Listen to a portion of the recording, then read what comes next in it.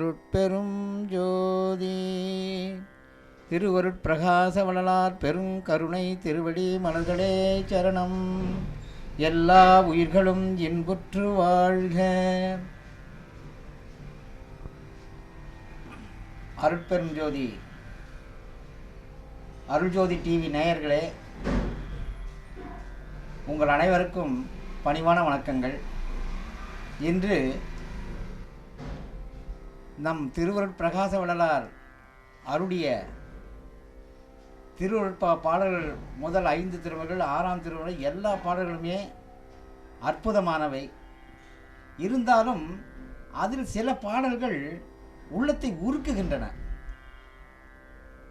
பாடல்களுக்கு நிறைய பேருக்கு விஷயம் தெரியும், புரியும். ஆனால் சில பேருக்கு பிரித்து படிக்க தெரியாததுனால அதனுடைய உள்ளார்ந்த அர்த்தம் தெரியாது. அதை நல்ல தெளிவாக நம்ம தெரிஞ்சுக்கணும் அப்படின்னு நினச்சி இன்றைக்கி காஞ்சிபுரத்துக்கு வந்து நம்ம ஐயா தனபால் ஐயா கிட்ட சில சந்தேகங்கள்லாம் கேட்டு தெரிஞ்சுக்கலான்னு இன்றைக்கி வந்திருக்கோம்.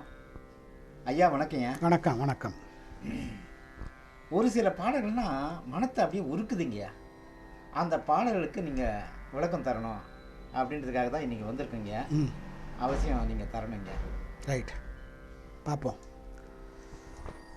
எரியாது என் எண்ணமெல்லாம் இனிது அருளல் வேண்டும், எல்லாம் செய் வல்ல சித்தேன். ஆண்கள் பெண்கள் ஆகிய அனைத்து உயிர்களும் மேலான இந்த இறைவனுடைய அருள் இன்பத்தை பெற வேண்டும் என்பதற்காக இந்த சத்த சன்மார்க்க பெருநெறியிலே நான் வாழ்ந்து இந்த அருளை முழுமையாக பெற்று இந்த உலக மக்களும் பெற வேண்டும் என்பதற்காக என் எண்ணங்களையெல்லாம் இறைவா உன்னிடத்தில் நான் வெளிப்படுத்துகிறேன். அந்த எண்ணங்களையெல்லாம் நீங்கள் இதெல்லாம் வேண்டான்னு தள்ளிடாத. எரியாது என்றால் தள்ளிவிடுதல், தள்ளாத இனிது அருளல் வேண்டும். உன்னுடைய அருளை கொடுத்து அந்த எண்ணங்களெல்லாம் நிறைவதற்கு நீங்கள் எனக்கு அருள வேண்டும். எல்லாம் செய் வல்ல சித்தே எனக்களித்தல் வேண்டும். எல்லாம் செய் வல்ல சித்து. ஆடொரு கோடி 64 கோடியும் சித்துக்கள் விளங்க புரிந்த என் சிவமன் அகவல்ல சொல்வார். அப்போது சித்துக்கள் எவ்வளோ இருக்குதுன்னு சொன்னால் அஷ்டமா சித்திகள்னு சொல்லுவாங்க. ஆனால் 64 கோடிகள் இருக்குதான் ஆடொரு சித்திகள். இப்படிப்பட்ட எல்லா சித்திகளும் எனக்கு என்ன எல்லாம் செய் வல்ல சித்தே எனக்கு அளித்தல் வேண்டும். அப்படி இந்த அற்புதங்களை செய்கிற ஆற்றலை நீ எனக்கு கொடுத்தால்தான் இந்த மக்களையெல்லாம் நான் பேரின்ப சித்தி பெருவாழ்வில் வாழ வைக்க முடியும் என்பதற்காக அந்த பேராசையோடு அதை கேட்கிறார். பிரியாது என்னோடு கலந்து நீ இருத்தல் வேண்டும். இப்போ எல்லா சித்தியும் கொடுத்துட்டு என்னை தனியாக்கி விடக்கூடாது. நீ சரிப்பா நீங்கள் கொடுத்துட்டேன், நீ என்ன பண்ணுற பண்ணிக்கோன்னா அப்படி நீ என்னை கைவிட்டுவிடக்கூடாது. நீயும் நானும் ஒன்றாவே இருக்கணும். எப்போவுமே இன்டர் ரிலேட்டட் பாசிட்டிவ் நெகட்டிவ் சேர்ந்தே இருந்தால் தான் ஆக்ஷன் வருவாங்க. தனித்தனியாக பிரிஞ்சிச்சு வச்சு ஆக்ஷன் இருக்காது. அப்படி என்னோடு நீ பிரியாது சேர்ந்து நீ இருத்தல் வேண்டும், கலந்துன்றார். அப்படி நீயும் நானும் ஒன்றாவே இருக்கணுன்றார். அப்போது என்னுடைய ஆசைகளும் நிறைவேணும், ஆனால் உன்னுடைய அருளால் நிறைவேணும். அப்போது என்னுடைய ஆசைகள் மட்டும் இருந்தால் போதா, அதனுடைய அருள் இருந்தால் தான் முடியும். அதெல்லாம் நீ நானும் கலந்தே இருக்கணும். பெருமான் நின் தனைப்பாடி ஆடுதல் வேண்டுவனே. இப்படிப்பட்ட பேரின்ப சித்தி பெருவாழ்வில் எல்லா உயிர்களும் வாழ வேண்டும் என்கிற பேராசையோடு நான் உன்னை பாடி ஆட வேண்டும். என்னுடைய கருத்துக்களையெல்லாம் உங்ககிட்ட சொல்கிறேன்பா. நீ எனக்கு அருள் செய்து இந்த மக்களெல்லாம் மேலான சுகத்தை அடையணும். அதுக்காக எனக்கு உன்னுடைய அருளை கொடுக்க வேண்டும் என்று இந்த பாடல்களிலே நமக்கு சொல்லுவதோடு அல்லாமல் இந்த கரணங்கள் மனம் புத்தி சித்தாங்காரம் அடக்கல் வேண்டும் என்றார். அடக்கல் வேண்டும் மனித நீ முயற்சி செய்யணுன்றார். அவர் எல்லாம் இறைவனே வந்து உனக்கு கொடுத்துட மாட்டார். உனக்கு 2 கை கால் 2 கொடுத்துக்கிறாரு, கை 2 கொடுத்துக்கிறாரு, 10 விரலை கொடுத்துக்கிறாரு, கண்ணை கொடுத்துக்கிறாரு, காதை கொடுத்துக்கிறாரு, மூக்கு கொடுத்துக்கிறாரு. இதெல்லாம் எது கொடுத்துருக்கிறாரு?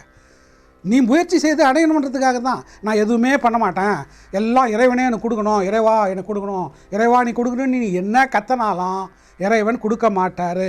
அவர் சொல்லிட்டாரு, இந்திரிய கரண சகாயங்களை பெற்ற தம் அறிவை கொண்டு ஒவ்வொரு ஜீவனும் இந்த உடம்புக்கு இடைக்கிடை நேருகின்ற பசி, தாகம், பிணி, இச்சை, எளிமை, பயம், கொலை இந்த 7 வகையான துன்பங்களை அதிதீவிர பக்குவ முயற்சியோடு தடுத்து கொள்வதற்குரிய சுதந்திரம் ஒவ்வொரு ஜீவனுக்கும் இறைவன் அருளால் கொடுக்கப்பட்டிருக்கிறது.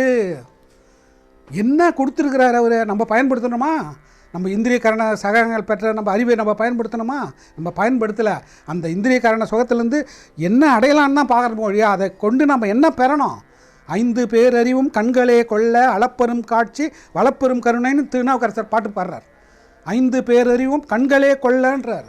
அப்படின்னா என்ன அர்த்தம்? எங்கேயாவது போய் கேட்டோமா? பாட்டை படிக்கிறோம், சிந்திச்சோமா? அறிவை ஏன் கொடுத்துருக்காரு? சிந்திப்பதற்கு. அப்போ அறிவை பயன்படுத்தினோமா? கொடுத்துக்கிற அறிவை நீ பயன்படுத்துன்றார் அவர். ஆனால் நான் பயன்படுத்த மாட்டேன், இறைவா இறைவா இறைவான்னா இறைவர் அவர் சொல்லிட்டார், நான் சொன்னதை நீ செய், நான் கொடுத்துக்கிறத நீ பயன்படுத்து. 5 விரல்கள் 10 மூலதனன்றார். இப்போ வரவங்களாம் சொல்கிறாங்க இந்த 10 விரல்களும் மூலதனன்றார். இந்த 10 விரல்களை கொண்டு என்ன செய்ய முடியாது உன்னால்? எல்லாம் செய்யலாம். பாருங்கள், பிளேன் ஓட்டுறான், கம்ப்யூட்டர் ஆப்ரேட் பண்ணுறான், டைப்ரைட்டிங் ஒரு நிமிஷத்துக்கு 140 வார்த்தை அடிக்கிறான், ஸ்பீடு, ஹை ஸ்பீடு. அதில் வேறு இப்போ எதை செய்ய முடியாது? உனக்கு எல்லாம் கொடுத்துட்டுக்கிறான். நீ கொஞ்சம் முயற்சி எடுத்தினா உனக்குள்ளே நான் இருந்து செயல்படுறதை நீ புரிஞ்சுக்கினீன்னா எல்லாம் உன்னால் முடியுன்றார். ஆனால் நான் என்ன சொல்கிறேன்னா, என்னால் எதுவுமே முடியாது, எல்லாம் உன்னால் தான் முடியும், நீ தான் எனக்கு செஞ்சு கொடுக்கணுன்னா அவர் சொல்கிறாரு, உனக்கு நான் என்ன கொடுக்கல, நீ நான் என்ன செய்ய என்ன எதிர்பார்க்குறேன்? நீ இந்த காலை கொடுக்கலையா, கையை கொடுக்கலையா, கண்ணை கொடுக்கலையா? நீ எதையுமே பயன்படுத்த மாட்டேன்றியே, எதையுமே பயன்படுத்தலை, பிச்சை கேட்குறிய நீ? பிச்சை எடுக்கலாமா மனுஷன்? பிச்சை எடுக்கிறானே, ஏன் எடுக்கிறான்? பயன்படுத்த மாட்டேன்றான். ஒரு வேலை செஞ்சால் நீ 10 ரூபா கூலி இருக்குது மினிமம். 5 ரூபா கம்மி யாரும் கொடுக்குறதில்ல. ஒரு சின்ன பைய தூக்கி வச்சா கூட 5 ரூபா கொடுக்குறான். அப்படிப்பட்டனால நீ முயற்சி எடுத்தியா? 2 கையை ஏன் தெரிய? அதில் தான் வள்ளுவர் சொன்னார், இந்த உலகத்தை படைத்த கடவுள் ஒழிஞ்சு போட்டோன்றார் அவர். பிச்சை எடுக்கணும்னு ஒரு மனிதனை இறைவன் படைச்சிருந்தானா அது அப்படிப்பட்ட கடவுள் எனக்கு தேவையில்லைன்றார்.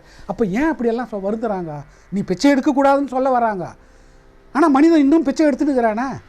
அப்போ என்ன அர்த்தம்? முயற்சி செய்யலை. அதுதான் வள்ளலார் சொல்கிறார், நீ உன்னுடைய இந்திரிய கரண சகாயங்களை பெற்ற தம் அறிவை கொண்டு முயற்சி செய்கின்றார். நீ முயற்சி ஒரு படி எடுத்து வச்சுனா நான் 10 அடி நான் எடுத்து வைப்பேன்றார். அதை தான் சொல்கிறார் அவர், பிரியாது என்னோடு கலந்து. நீ என்னோடு இருக்கிற, அதை நான் முதல் தெரிஞ்சுக்கணும். நான் என்ன நினைக்கிறேன், கடவுள் எங்கோ இருக்கிறார், அவர் மலை மேலே இருக்கிறாரு, அவர் இமயமலையில் இருக்கிறாரு, அவர் திருப்பதி மலையில் இருக்கிறாருன்னு நினச்சின்னு இருக்கிறதுனால தான் நான் அங்கே ஓடுறேன். அங்கே போயிட்டு வந்துட்டு உடனே அவ்வளோதான், கடவுளை பார்த்தாச்சு. இங்கே வந்த பிறகுனா பழைய குருடி கதை தரடி, அவ்வளோதான். எதையும் மாற்றிக்கிறதே கிடையாது. எங்கேயாவது போய் வந்த பிறகு ஏதாவது ஒன்று மாறுறோமா? நம்ம கிடையவே கிடையாது. அங்கே இருக்கிறார் கடவுள், அதோடு தெரிஞ்சு. அதான் சொல்கிறார் அவர். என்ன சொல்கிறார் அவர்? கடவுள் அங்கே இருக்கிறார், எல்லா இடத்துலையும் இருக்கிறாரு, உனக்குள்ளே இருக்கிறாரு. நீ உனக்குள்ளே தேடுறது தான் சன்மார்க்கம், சத்து மார்க்கம். அதாவது நீங்கள் வடலூர் போகிறீங்க, வடலூரில் எல்லாத்தையும் பார்க்குறீங்க, அவர் இப்போ நடமாடிய பூமியை தொட்டு கும்பிட்றீங்க. பொற்சபை என்றால சிற்சபை, ஞானசபை, தர்மசாலை, கருங்குழி, சித்தி வளாகம், அவர் பிறந்த ஊர் எல்லாத்தையும் இப்போ பார்க்குறீங்க. ஆனால் அவர் என்ன சொன்னார்? சத்திய ஞானசபை என் உள் கண்டனன். நான் உள்ளே பார்த்ததை வெளியே காமிச்சிக்கிறேன். அப்போ நீங்கள் வெளியே பார்த்துட்டீங்க, அப்போ உள்ளே போகணுமா வேணாவா? அடுத்தது நீங்கள் உள்ள சத்திய ஞான சபை என் உள் கண்டனன்றார். அப்போ உள்ள எப்படி பார்க்குறது? எங்கே பார்க்குறது? இதுதானே அறிவு. இந்த அறிவை தான் நம்ம பயன்படுத்தணும். அதை தான் அவர் சொல்கிறார், வேதாந்த சித்தாந்த பொதுவடைதல் வேண்டும். அப்புறம் இந்த கரணமெல்லாம் செரித்து அடக்கல் வேண்டும். இதெல்லாம் அடங்காதுன்னு சொல்லிட்டு காலத்தை கழிக்காதப்பா. தினம் 1/2 மணி நேரம் உட்காந்து ப்ராக்டிஸ் பண்ணு. இந்த மனசை கொண்டாந்து உயிரில் நிறுத்து, உயிர் ஒளியில் நிறுத்து, மன ஒளியை கொண்டாந்து உயிர் ஒளியில் நிறுத்து. இப்படி விரிஞ்சு இருக்கிறத குவிச்சினா நீன்றது யார்? உயிரா ஆன்மாவா? உயிர்னு நினச்சிங்கிற இல்லை, நீ தான் ஆன்மா. இந்த உடம்பில் எது இன்பத்துன்பது அறிக்குதுன்னா, வேதங்கள்லாம் என்ன சொல்கிறதுன்னா, எல்லாரும் இதுவரை வந்தவர் என்ன சொல்லிட்டாங்கன்னா, இந்த உடம்புல இன்பத்துன்பதை அனுபவிக்கிறது உயிர். இப்போ ஆன்மா என்பது சாட்சி போதமாக இருந்து பார்த்துங்கிறது, அதுதான் கடவுள்ன்ட்டாங்க. ஆனால் வள்ளலார் சொல்கிறாரு, இல்லைப்பா, இந்த உடம்பில் இருக்கிற ஆன்மா தான் நீ. இந்த உடம்பில் இன்ப துன்பங்களை ஆன்மா தான் அனுபவிச்சுன்னு இருக்குது. உயிர் மனம் முதலான கருவிகள் உபகார கருவிகளாக ஆன்மாவுக்கு கொடுக்கப்பட்டிருக்கிறது. எவ்வளோ பெரிய வேரியேஷன் பார்த்தீங்களா? உண்மையிலேயே இதுவரை வந்தவர்கள் அப்படி சொன்னாங்க. ஆனால் வள்ளல் பெருமான் சொல்கிறாரு, ஆன்மா தான் அனுபவிச்சுன்னுக்குது, அது நீ ஆன்மா, நீ உயிர் கிடையாது. உயிர் மனம் முதலான உபகார கருவிகள் இந்த ஆன்மாவுக்கு இறைவனர்களால் கொடுக்கப்பட்டிருக்கிறது, இதை புரிஞ்சுக்கோ அப்படின்னு உதாரணம் சொல்கிறார் அவர். இவ்வளோத்தையும் ஏன் சொல்கிறாருன்னா, தெளிவான உண்மைகள், அதுதான் சன்மார்க்கம், அறிவு. இதுவரை வந்தவர்கள் முழுமையாக அந்த உண்மையை தெரிஞ்சுக்காத ஏதோ சொன்னாங்க, அது ஒரு பக்குவ நிலை. இப்போ அதுக்கு மீறி சன்மார்க்கம் வந்த பிறகு இந்த பக்குவ நிலை தெரிஞ்சுக்கிறோம். இவர் கூட சொல்லுவார் பாருங்க, ஒரு அருணகிரியார் சொல்கிறார் பாருங்க, அரை நிமிட நேரம் மட்டில் மனம் முறை தியானம் செய்யாத மட்டின்றார். அரை நிமிஷம், 60 செகண்டு ஒரு நிமிஷம், 30 செகண்டு மனசை நிறுத்த எனக்கு தெரியல. என்ன சொல்கிறார்? மட்டின்றார், மூட புத்தியே இல்லாதவன் அப்படின்றார். ஏன் அவ்வளோ கோச்சிக்கிறார் அவர்? என்ன அவர் இருந்து தான் இவ்வளோ பாட்டை பாடுறார். அப்படியே உண்மைகளை அப்படியே வெளிப்படையாக சொல்கிறாரு. ஆனால் நான் செய்யலைன்றார். அப்போ என்ன சொல்ல, நீங்கள் செய்யுங்கன்னு அர்த்தம். நான் செஞ்சதுனால தான் இந்த அளவுக்கு வளர்ந்துருக்கிறேன்ப்பா, நீங்கள் கொஞ்சம் செய்யுங்க, அரை நிமிஷமாவது மனசை கொஞ்சம் நிறுத்துங்கன்றாரு. ஆனால் மனசு தான் நிற்க மாட்டேங்குதே, வழியே தெரியலையே. மனசு நிற்கணும்னா என்னப்பா பண்ணுறதுன்னு என்னென்னவோ வழி பண்ணுறான். ஒருத்தன் பீடி பிடிக்கிறான், ஒருத்தன் சிகரெட் பிடிக்கிறான், ஒருத்தனை ஏதோ தப்பான வழியெல்லாம் போகிறான். இந்த யோகிகள்லாம் என்னன்னு பார்த்தீங்கன்னா, திருவண்ணாமலாம் போனீங்கன்னா கஞ்சா அடிச்சிடுவாங்க. கஞ்சா அடிச்சிட்டா மனம் நின்றுடுமா, நிற்கும் தான். எவ்வளோ நேரம் நிற்கும்? கஞ்சா பக்கம் உள்ளே இருக்கிற வரைக்கும் நிற்கும். அதுக்கப்புறம் பிச்சுக்கின்னு ஆடும், அப்புறம் எல்லா தப்பும் செய்வான், மறுபடியும் கஞ்சா போட்டுருவான். 3 மணி நேரம் அமைதியாக உட்காந்து இருப்பான். அதுதான் சொல்கிறார், அதெல்லாம் வேணாப்பா, அதனாலலாம் ஒன்றுமே முடித்து, அதெல்லாம் செயற்கை. இயற்கையாக நீ அறிவினால் மனசை தொடு, உன்னுடைய அறிவை பயன்படுத்துன்றார். இந்த அறிவு எங்கே இருக்குது, அது எப்படி செயல்படுது, இந்த நுட்பங்களை தான் அவர் சரியாத கரணமெல்லாம் செறித்தடக்கல் வேண்டும், சித்தாந்த வேதாந்த பொது சிறத்தல் வேண்டும். அப்போ சித்தாந்த பொது எதுன்னு கேட்டால் சன்மார்க்கம் இப்படின்னு சொல்லி அந்த எல்லா உயிர்களும் சன்மார்க்கம் அடையணுன்றதுக்காக இந்த பாட்டில் இறைவனிடத்தில் அவர் வேண்டுகிறார். சொல்லுங்க ஐயா. ஐயா ரொம்ப நன்றிங்க ஐயா. அதாவது வள்ளுவர் சொல்கிறாரு, செவி சுவை உணரா வாய் உணர்வின் மாக்கள் அவியினும் வாழினும் என் அப்படின்றாரு. அந்த மாதிரி ஒரு செவி சுவையை இந்த பாட்டில் ஐயாவும் எழுதியிருக்காரு. நீங்களும் அதுக்கு சரியான விளக்கம் கொடுத்தீங்க. ரொம்ப நன்றிங்க. ஆனால் இதில் ஒரு பெரிய சிறப்பு என்னன்னா, ஐயா அந்த ஒரு சொல்லு போடும்போதும் எப்படி ஆழ்ந்து போட்டிருக்காருன்னு அது பார்க்கும்போது ரொம்ப இதுவாக இருக்கு. அதான் பேரறிவு. அதாவது அவ்வை சொல்கிறாங்க, மனுஷனா பிறக்கிறது கஷ்டம், அதில் கூன்கோடு இல்லாத பிறக்கிறது கஷ்டம், அப்புறம் ஞானமும் கல்வியும் நயத்தல் அறியுதுன்றாங்க. அந்த நயக்கிறதுக்கு இப்போ நீங்கள் சொன்னதுக்கு அப்புறம் தான் முதல் வரியில பார்த்தீங்கன்னா, அறிவா நான் வேண்டுதல் கேட்டு அருள் புரிதல் வேண்டும். ஏன்னா ஒரு பேரறிவு இருந்தார், அதுக்கிட்ட தான் நம்ம அறிவு கேட்க முடியும். நம்ம சிற்றறிவுடையவங்க, நம்ம சிற்றறிவுடையவங்க, அதுக்குண்டான அறிவு நம்ம கிட்ட பேரறிவு கிட்ட தான் நம்ம கேட்கணும். அந்த அறிவான்ற ஒரு வார்த்தை முதல் வரியை போட்டதுக்கே இவ்வளவு ஒரு சிறப்பு அதில் இருக்குதுன்னு நீங்க சொன்னதுக்கு அப்புறம் தாங்க புரியுது. சிவபெருமானே கடவுளேன்னுலாம் சொல்ல அறிவான்ற அறிவு பொருள் பாவர அதுல தெரியாத கரணம் எல்லாம் இப்ப நீங்க சொன்னதுக்கு அப்புறம் தான் கரணம் எது அந்த கரணம்னா என்ன, அது எப்படி அடக்கிறது, அந்த அடக்கிறதுக்கு வேண்டியது அறிவு. அப்ப அதனாலதான் அந்த அறிவு கிட்ட அதை கேட்கிறாரு. ஒரு வார்த்தையிலும் பார்த்தா எல்லாமே எண்ணமெல்லாம் இனிதருளல் வேண்டும். எண்ணத்துக்கும் அறிவு இருந்தாதான் அறிவை பெற முடியும். அதுதான் வருணிகநாதர் சொல்றாரு, அறிவை அறிவால் அறிந்து அப்படின்னு சொல்றாரு. அறிவை அறிவால் அறிந்து உன் இருதாள் இறைஞ்சும் அடியார் இளைஞர் களைவோனே. இப்போ இந்த அர்த்தத்தை புரிஞ்சாதான் நான் என்ன செய்யணும்னு எனக்கு தெரிய வருது. நான் அதை என்னுடைய பழைய செயலை மாத்தி புதுசா என்ன மாத்திக்கும் போதுதான் அதுக்கு உண்டான விளைவு வருது அப்படின்ற மாதிரி நீங்க இப்போ சொன்னதுக்கு அப்புறம் தான் கொஞ்சம் நல்லா விளங்குச்சு. ரொம்ப அற்புதமா சொன்னீங்க, ரொம்ப நன்றி. ரைட். அருள்ஜோதி டிவி நேயர்களே, மெய்யன்பர்களே, இதுகாரும் ஐயா அறிவா நான் கேட்டு வேண்டுதல் கேட்டு அருள் புரிதல் வேண்டும் என்ற பாடலுக்கு அற்புதமான விளக்கம் காஞ்சிபுரம் தனபால் ஐயா சரியாக சொன்னாங்க. எல்லாருக்கும் நல்லா விளங்கியிருக்கும்னு நான் நினைக்கிறேன். இப்போ அடுத்த பாடல் பாடலான்னு போகிறோங்க. அடுத்த பாடல் பாடுறதுக்கு முன்னாடி அந்த புக்கு தெய்வ நிலையத்தார் போட்ட 6ஆம் திருமுறை எடுத்துங்க.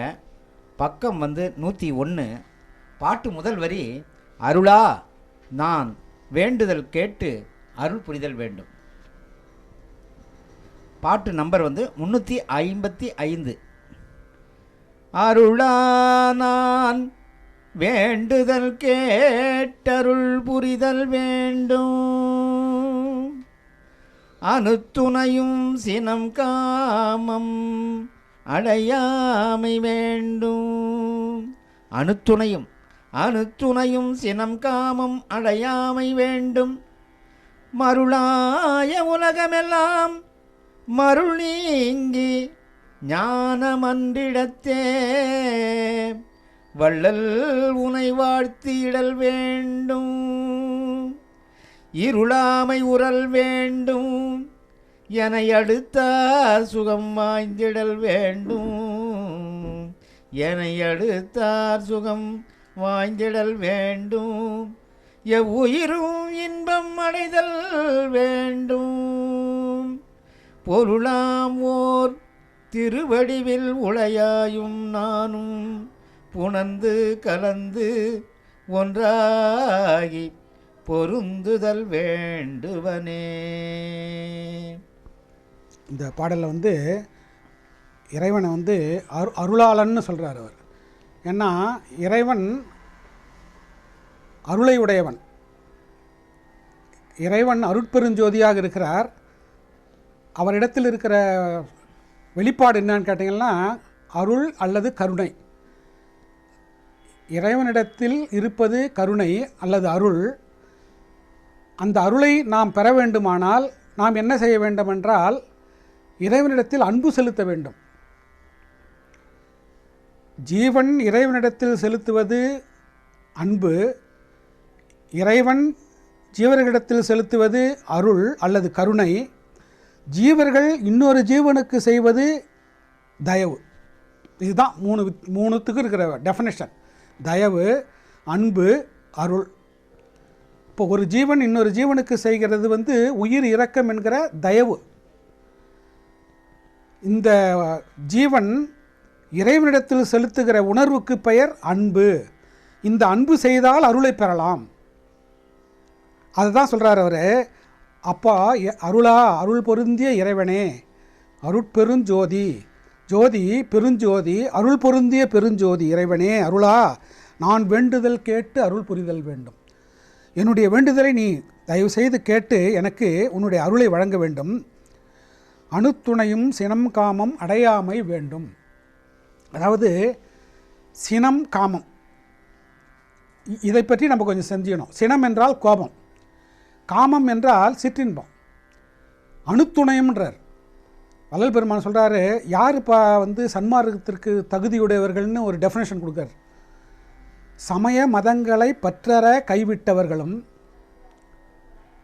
அசுத்த எண்ணங்கள் ஏற்படும் போது ஞான அறிவினால் தடுத்து கொள்பவர்களும், கொலை புலை தவிர்த்தவர்களும் சன்மார்க்கத்திற்கு உரியவர்கள்னு 3 டெஃபினேஷன் கொடுக்குறார். முதல் டெஃபினேஷன் என்னன்னு கேட்டிங்கன்னா சமய மதங்களை பற்றற கைவிட்டவர்கள். ரெண்டாவது டெஃபினேஷன் என்னன்னு கேட்டிங்கன்னா இந்த உண்மையான அந்த சன்மார்க்க உண்மைகளை நெறிப்படுத்துகின்ற செயல்படுத்துகின்ற கொலை புலை தவிர்த்தவர்கள். ஒரு உயிரை சாவரிக்கூடாது, செத்ததை சாப்பிடக்கூடாது. மூணாவது என்னான்னு கேட்டிங்கன்னா அசுத்த எண்ணங்கள் காம குரோத லோப மோக மத மாச்சரியம். இந்த 6 உட்பகைவர்கள் உள்ளே இருக்கிறாங்க அவங்க. ஆனால் இருக்கிற இடம் தெரியாமல் இருந்து நமக்கு இந்த 6 விதமான செயல்பாடுகளை செய்து கொண்டே இருக்கிறார்கள். ஆனால் நமக்குள்ளே தான் இருக்கிறாங்க. ஆனால் நம்ம அவனை அடையாளம் தெரிஞ்சிக்கல. ஆனால் அவன் நம்மளை அடையாளம் தெரிஞ்சுன்னு கரெக்டாக ஷூட் பண்ணுறான். எந்தெந்த சமயத்தில் இவனை நம்ம ஏமாற்றலாம் போய்கினே இருப்பான். எதையோ ஒன்று பார்ப்பான், அப்படியே 5 நிமிஷம் உத்து பார்த்துன்னு இருப்பான். இவன் அறிவு அங்கே வேலையே செய்யாது. ஏன்னா உள்ளே இருந்து அந்த அந்த 6 பேரில் ஒரு ஆள் வேலை செய்ய ஆரம்பிச்சிடுறார். இப்போ அறிவு அங்கே வேலை செஞ்சதுன்னா அந்த 6 பேர் அப்படியே அடங்கிடுவாங்க. இந்த இந்த பூனை பார்த்துக்கினே இருக்கும், நீங்கள் அதை திரும்பி பார்த்தீங்கன்னா அப்படியே உள்ளே ஒதுங்கிக்கும். அதே மாதிரி தான் அது எப்போ வெளியே வரலான்னு பார்த்துன்னு இருக்குது. நீங்கள் அதை விட்டு கவனிச்சிங்கன்னா டக்குன்னு அது மறைஞ்சிடும். நம்மளை கவனிக்கிறான் இவன்னு. அது மாதிரி நம்ம கவனிக்கலைன்னா அவர் பாட்டுக்கு மேலே வருவார் அவர். அதே மாதிரி உள்ளே இருந்து இந்த காம குரோத லோபமாக மத மாச்சரியம் என்கிற 6 வகையான உட்பகைவர்கள் இந்த அறிவை செயல்படாமல் அறிவுக்கு தெரியாமல் இயங்கிக் கொண்டிருக்கிறார்கள். ஆனால் இந்த அறிவு உணர்ச்சி இல்லாதனால், விழிப்பு இல்லாதனால் இதை கண்டுகொள்றதில்லை. விழிப்பு அடைஞ்சதுன்னா இந்த 6 பேரும் அப்படியே ஒடுங்கிடுவாங்க. அப்போ சொல்கிறாரு இந்த காமம். இன்னொன்று என்ன சொல்கிறாரு, கோபம். இப்போ கோபம் என்பது உட்பகைன்னு சொல்கிறாங்க. கோபம் வருவதனால் முதல்ல யாருக்கு கெடுதல்னா, யாருக்கு கோபம் வருதோ அவங்களுக்கு தான் அதிகமான கெடுதல். அந்த கோபம் யார் மேலே செலுத்துகிறாங்களோ அவங்களுக்கு 2வது கெடுதல். ஆனால் முதல் கெடுதல் 100க்கு 100 யாருன்னா யார் கோபப்படுறாங்களோ அவங்களுக்கு தான். கோபம் வரும்போது மனம் வேகமாக துடிக்கிறது. மனம் துடித்தல்னால் இருதயம் துடிக்கிறது. இருதயம் துடித்தல்னால் ரத்த ஓட்டம் அதிகமாகிறது. ரத்த ஓட்டம் அதிகமானால் பிளட் ப்ரெஷர் அதிகமாகுது. பிளட் ப்ரெஷர் அதிகமானால் வேர்வை அதிகமாகும். வேர்வை வெளியில் வருது. அப்போ உடம்பு பூரா தகிக்க ஆரம்பிச்சிடுது. அப்போ சினம் என்னும் சேர்ந்தாரை கொல்லின்னுவார் யார் வள்ளுவர் சொல்லுவார். அப்போது யார்கிட்ட கோபம் இருக்குதோ அதுதான் அவங்களுக்கு முதல்ல அவங்கள அது கொண்டுடுது. அப்புறம் தான் மிச்ச பேரை கொள்வது. அப்போ அந்த கோபத்தை நம்ம கட்டுப்படுத்தணும். அப்போ அந்த கோபத்தை கட்டுப்படுத்தணும்னா என்னப்பா அதுக்கு அடிப்படையான செய்தி என்னன்னு கேட்டிங்கன்னா மனம் அமைதியாக இருக்க பழகணும். மனம் துடிக்கக்கூடாது. துடிக்க பேசுகிறான் பாவம் அப்படின்னா என்ன, துடிப்புன்னா என்ன, அந்த மனசு வருத்தப்படுறது. அப்போது மனசு எதுலையோ போய் துடிச்சின்னு இருக்குது. ஆனால் இந்த மனசுக்கு என்ன சொல்லிடணும், இப்போ நீ எதை துடிச்சும் எது பிறனா இப்போ ஆக போகிறதில்ல, எது நடக்குமோ அது நடக்கும். அதனால் இறைவன் அருள் நம்மளை இயக்கிக்கின்னு இருக்குதுன்ற உறுதியில் போயிட்டேன்னா, இறைவன் அருள் அங்கே காரியப்படுதுன்னா எல்லாம் கரெக்டாக நடக்கும். நீங்கள் நான் தான் செய்கிறேன்னு நீங்கள் முன்னே நிறுத்துனீங்களா நான் என்பதை அங்கே குறைகள் வரதான் செய்யும். அப்போது அணுத்துணையும்ன்றார். இப்போ அணு என்றாலே கண்ணுக்கு தெரியாதது, ரொம்ப மிக மிக சிறியது. அந்த அளவுக்கு கூட அந்த கோபமும் சினமும் வரக்கூடாது. இப்போ வல்லார் சொல்கிறாரு, சன்மார்க்கிகளுக்கு நனவினும் பொருளாசை, கனவினும் பெண்ணாசை, சுழுத்தியிலும் உறக்கத்தில் மண்ணாசை கூடாதுன்றார். முடியுமா பாருங்கள், முடியணுன்றார் அவர். ஏன் முடியாது? தெளிவு பெறலை, நீ தெளிவு பெற்றினா போதும். அதாவது விழிப்பில் பொண்ணு மேலே ஆசை இருக்கக்கூடாது, பணத்து மேலே ஆசை இருக்க, தங்கத்து மேலே ஆசை இருக்கக்கூடாது, இன்னும் ஒன்று சேரும். இப்போ எங்கே போய் கொள்ளை அடித்தாலும் 125 சவரம் 100 சவரத்துக்கு மேலே தான். இப்போ பேப்பரில் வர செய்தியெல்லாம் பார்த்தீங்கன்னா மினிமம் 50 சவரத்துக்கு மேலே தான் கொள்ளை. அப்போ இந்தியாவில் இருக்கிற தங்கத்தினுடைய மதிப்பு என்னான்னு கேட்டிங்கன்னா எத்தனையோ லட்சம் டன்னு கணக்கில் இருக்குதான். இருக்கிற உலக நாடுகளில் இந்தியாவில் தான் மக்கள் இடத்துல இருக்கிற தங்கம் அதிகன்றான். அப்போது சன்மார்க்கிகளுக்கு இந்த பொருள் இச்சை கூடாதுன்றாங்க. பொருள் இச்சை என்பது என்ன? பொன்னாசை. ரெண்டாவது, கனவிலும் பெண்ணாசை கூடாதுன்றாங்க. நீங்கள் விழிப்பில் கூட ஓரளவுக்கு சமாளிச்சிடலாம், கனவுல மாயை வேஷம் போட்டு உங்களை மறுட்டிடும். இது அனுபவம். வள்ளலார் பல இடத்துல சொல்லுவார். அவர் நான் அப்படியே அதாவது சென்னை தெருக்களிலே நான் போகிற சொல்ல என்னை பல பொருள் கொடுத்தும் இச்சை கொடுத்தும் என்னை அந்த மகளிர்லாம் கூப்பிட்டாங்க. ஆனால் நான் அதெல்லாம் தவிர்த்துட்டு, ஐயோ இது ஜீவகாரணத்துக்கு கிடையாது, வைகரை நகரில் எழிலுடைய மடவார் சரச வார்த்தைகள் பேசியும் பொன் கொடுத்தும் பொருள் கொடுத்தும் என்னை வசப்படுத்த பார்த்தாங்கன்னு உண்மையை அப்படியே ஒத்துக்கிறார் அவர். இதில் அவருக்கு ஒன்றும் இழிவு கிடையாது, அவருக்கு பெருமை தான் இது. சத்திய சோதனை காந்தியார் உண்மையை சொன்னார், அவருக்கு ஒன்றும் இழுக்கு கிடையாது. இப்படி ஒரு மனிதன் இருந்தானா, அவன் செஞ்ச தப்பெல்லாம் அப்படியே சொல்கிறானேன்றது பெருமை தான். அது மாதிரி வள்ளல் பெருமான் பல இடங்களில் உண்மையாக சொல்கிறாரு. அதை வச்சு நம்ம தெரிஞ்சிருந்து தான் அவர் சொல்கிறாரு. எனக்கும் உங்களை மாதிரி நிறைய சோதனைகள் ஏற்பட்டது, சோதனையே இல்லாத நான் ஒன்றும் மேலே வந்துடலப்பா அப்படின்னு வெளிப்படுத்துகிறார். அதெல்லாம் நமக்கும் சோதனை வர சொல்ல நம்ம அறிவை பயன்படுத்தணும். நம்ம வள்ளல் பெருமான் சொல்லியிருக்கிறார், இப்போ இது மாதிரி செயல் வந்ததுன்னா நமக்கு இதனால் துன்பம் வரும், நீ அதை வச்சு புரிஞ்சுக்கணுன்றதுக்காக தான் அவர் சொல்கிறாரு.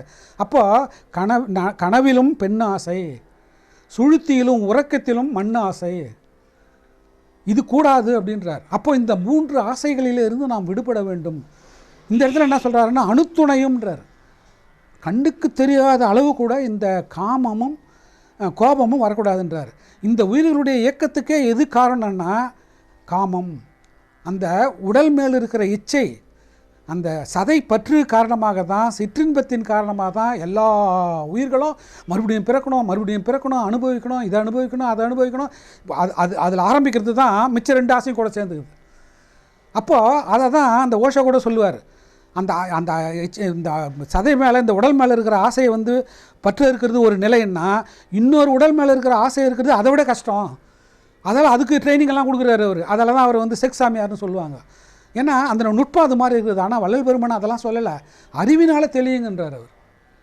அறிவினால் எப்படிப்பா தெளியுறதுன்னா, அந்த காமத்தை எப்படி நம்மக்கிட்ட அது வருது, எப்படி அந்த ஆசை நமக்குள்ள கிளர்ந்து எழுது, அதை அனுபவிச்சிட்ட பிறகு நமக்கு என்ன உணர்வு வருது, அப்போ முன்னே இருந்ததுக்கு இப்போ இருக்கிறதுக்கு என்ன வித்தியாசம், நம்ம தானே எல்லாத்தையும் அனுபவிக்கிறோம். அப்போ தொடர்ந்து அதையும் அனுபவிச்சுன்னு இருக்கிறோம்ல, உடனே அதில் ஒரு ரிஜெக்ஷன் வந்துடுதே. அப்போ ஏன் அது மாதிரி எண்ணம் வருது? ஆனால் ஒரு மாதம் ஒன்றும் இல்லை, அதுக்கப்புறம் மறுபடியும் அந்த கிளர்ச்சி வருது. அப்போ நாம் சாப்பிட்ற உணவின் மூலமாக நம்ம உடம்பில் அந்த விந்து சக்தி சேர்ந்து அந்த பை நிரம்பிய உடனே அதுக்குண்டான வேலையை அது செய்ய ஆரம்பிக்குது. அப்போது இந்த விந்துவை இங்கே தேங்க விடக்கூடாது. அந்த விந்து சக்தி என்ன பண்ணோன்னா, கீழ்நிலை சுக்கிலம் மேல்நிலை, கீழ்நிலை விந்து மேல்நிலை சுக்கிலமாக உள்ள ரொட்டேஷன் ஆகணும். அது அப்படி ரொட்டேஷன் ஆச்சுன்னா காமம் உங்களிடத்தில் தோன்றாது, உங்களுடைய வசத்தில் நிற்காது. இல்லைன்னா இது ஃபுல்லாச்சுன்னா ஆட்டோமேட்டிக்காக இச்சை வரும். ஏன்னா அது வேலை அது செஞ்சு ஆரம்பிக்கணும்ல, இறைவனுடைய படைப்பு தானே அதுவும். அது ஃபுல்லாச்சு உடனே அது இயக்கத்தை ஆரம்பிக்கும், ஆசை கொடுக்கும். கொஞ்சம் நனவில் முடியலன்னா கனவில் கொடுத்து சமாச்சாரத்தை முடிச்சிடும். அது இப்படி இயக்கம் இருக்குது. இதெல்லாம் நீ புரிஞ்சுக்கிட்டு என்ன பண்ணணும்னா, இதை இங்கே தேங்க விடாமல் அதை தியான பயிற்சியின் மூலமாக இந்த கீழ்நிலை விந்து என்கிற தண்ணீர் என்கிற வெந்நீர் நிலையிலிருந்து ஒளிநிலைக்கு நீங்கள் மாற்றணும். அதுதான் ஒளிநெறி பயிற்சின்னு பேர். வள்ளல் பெருமான் உடனே பகுதியில் சொல்லுவார், விந்துவை மேலேற்றும் பழக்கம் உடையவர்களுக்கு சோம்பலும் தூக்கமும் ஆகாது. அப்போ சோம்பலும் தூக்கமும் இருந்தால் விந்து கீழ்நிலைப்படும். அதனால தான் நிறைய பேர் தூக்கத்தில் போயிடும். சிற்றின்பம் இல்லைன்னா தூக்கத்தில் போயிடும். அதில் தான் வள்ளலார் சொல்கிறாரு, இந்த உடம்பில் விந்து சக்தி என்பது ஊற்றுக்கேணி நியாயத்தை வைத்தது. அந்த இறச்சிக்கினே இருந்தால் சுரந்துக்கினே இருக்கும். ஆனால் நிறைய இறச்சிட்டிங்கன்னா ஊற்றுக்கால் வற்றி போயிடும். அதெல்லாம் லிமிட்டாக வச்சுக்கணும், அதெல்லாம் அதை ரொம்ப உஷாராக இருக்கணும் அப்படின்னு ரொம்ப முக்கியத்துவம் கொடுக்குறாரு. இதை திருமூலர் சொல்கிறாரு, பரியங்கி யோகம், விந்து ஜெயம், இப்படியெல்லாம் ரொம்ப நுட்பமாக நம்முடைய பெருமக்கள் வந்து ரொம்ப அழகாக பேசியிருக்கிறாங்க, தெளிவாக பேசியிருக்கிறாங்க. நம்ம அதெல்லாம் எடுத்து ரெஃபர் பண்ண மாட்டோன்றோம்.